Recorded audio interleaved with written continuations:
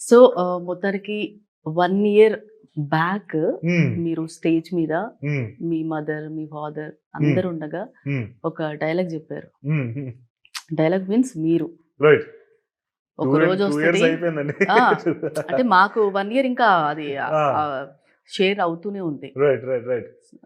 ఒక రోజొస్తుంది వద్దన్నా వినపడతా ఆ! గట్టిగా రైట్. అన్నారు.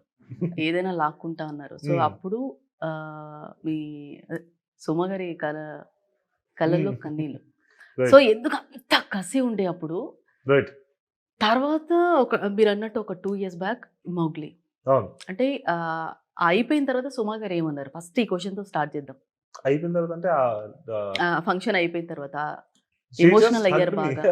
హగ్ ఇచ్చారు. హ్మ్. She's really happy. హ్మ్. యాహ్!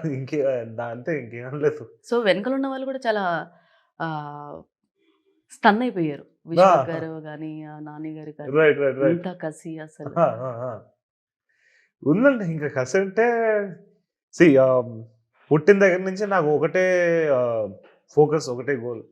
సో, అమ్మ ఇంకా మా కుటుంబం తర్వాత నిజమైన ప్రేమంటే సినిమానే. సో, అంత ప్రేమున్నప్పుడు అంత కసి కూడా ఉంటదని నమ్ముతున్నాను నేను.